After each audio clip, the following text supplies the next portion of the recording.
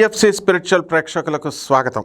ఉగాది శుభాకాంక్షలు మీ అందరికీ కూడా. పరాభవనామ సంవత్సరం 2026కి అయితే మనకి ఈ సంవత్సరంలో ద్వాదశ రాశుల వారికి ఎలా ఉందో చెప్పాలంటే మొట్టమొదటిగా మనకి ఏం చూడాలండి, మనము ఏ ఏ గ్రహాలు ఏ ఏ స్థానాల్లో ఉన్నాయో చూద్దాం, ఏ ఏ రాశుల్లో ఉన్నాయో. ముందుగా మనకి ఈ యొక్క గురుడు ఎక్కడున్నాడండి? మిథున రాశిలో ఉన్నాడు. ఈయన జూన్ 2, 2026 సంవత్సరంలో కర్కాటక రాశిలోకి వచ్చాడు.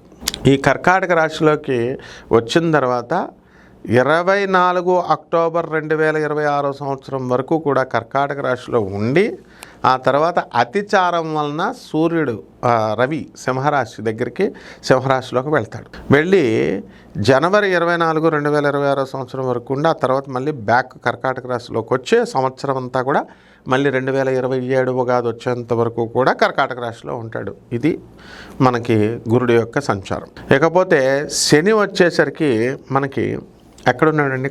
మీనరాశిలో వక్రించున్నాడు. ఈ సంవత్సరం అంతా కూడా ఆయన వక్రించి అక్కడే ఉంటాడు. అక్కడ బ్యాక్ వస్తాడు. అక్కడ నక్షత్రాల్లోనే వెనక్గా రావడము అనేటటువంటిది పూర్వభద్ర నుంచి ఉత్తరాభద్ర నుంచి పూర్వభద్ర నుంచి శతభిష నక్షత్రం, అలా ఆ రాశిలోనే ఉండడం జరుగుతుంది. నక్షత్రాల్లో సంచారం కిందకి రెట్రోగ్రేడ్ అవుతాడు, వక్రగతి.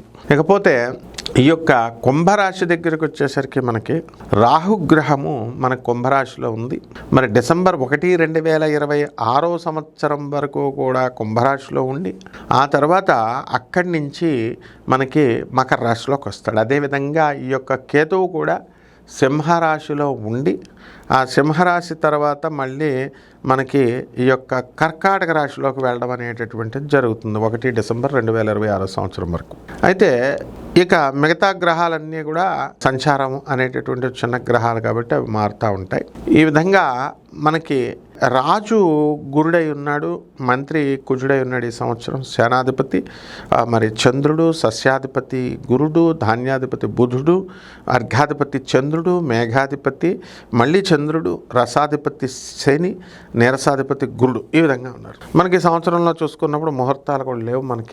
మనకి అధిక మాసం వచ్చింది. శుక్రమౌఢం వచ్చేసరికి దాటిన తర్వాత మనకి కేవలం ఏప్రిల్, మే నెలలో వివాహ ముహూర్తాలు ఉండవు.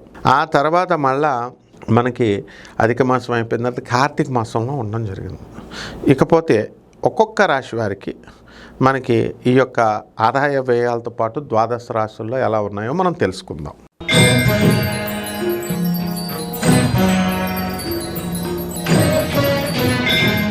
మిథున రాశి. ఈ మిథున రాశి వారికి అందరికీ కూడా ఆదాయం 8, వ్యయం 11గా ఉంది. అలాగే రాజ్యపూజ్యం 1, అవమానం 7గా ఉంది.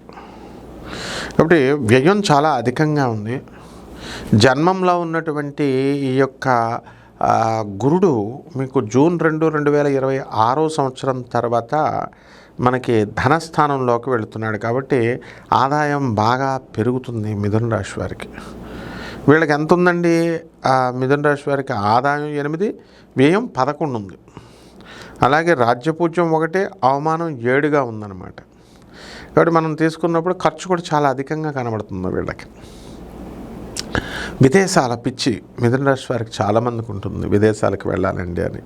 అటువంటి వాళ్ళు ఇతర దేశాలకు, మనం అమెరికా రాకపోయినప్పటికీ కూడా ఇతర దేశాలకు వెళ్ళడం జరుగుతుంది. అక్కడ ఉన్నటువంటి మీ యొక్క బ్రదర్స్ అవనివ్వండి, సిస్టర్స్ అవనివ్వండి, బంధువులతో మీకు కాస్త మనస్పర్ధలు అనేటటువంటివి గత సంవత్సరంలో వచ్చినాయి. అటువంటి మనస్పర్ధలు ఇప్పుడు ఈ సంవత్సరం కూడా కంటిన్యూ అవడము, కొద్దిగా ఇంటెన్సిటీ తగ్గడము అనేటటువంటి జరుగుతుంది. ఏదైనా మీ ఇన్వాల్వ్మెంట్ తగ్గించాలని చెప్పేసి మీ ఆడపడుచులు వాళ్ళు, మీ తమ్ముడి భార్యలు వీళ్ళు కూడా ప్రవర్తించడం, అలా మీతో పెద్ద క్లోజ్గా ఉండకుండా ప్రవర్తించడం ఇలాంటివన్నీ చేస్తారు. కొత్త పరిచయాలు మీకు ఏర్పడతాయి. అండ్ ఉన్నటువంటి పరిచయాల్లోనే మీరు అంతా కూడా చాలామంది మిథున రాశి వారు మరి స్టూడెంట్స్ ప్రేమ వివాహాలు సక్సెస్ అవ్వడానికి అవకాశాలు ఉన్నాయి. ఎవరైతే భార్యాభర్తల మధ్య కొట్లాటలు జరుగుతున్నాయో అటువంటి వాళ్ళందరూ కూడా మళ్ళీ కలిసిపోవడానికి అవకాశాలు ఉన్నాయి. పోలీస్ ఆఫీసర్లు చెప్పినట్టుగా జాగ్రత్తగా చేసుకోవాలి మీరు.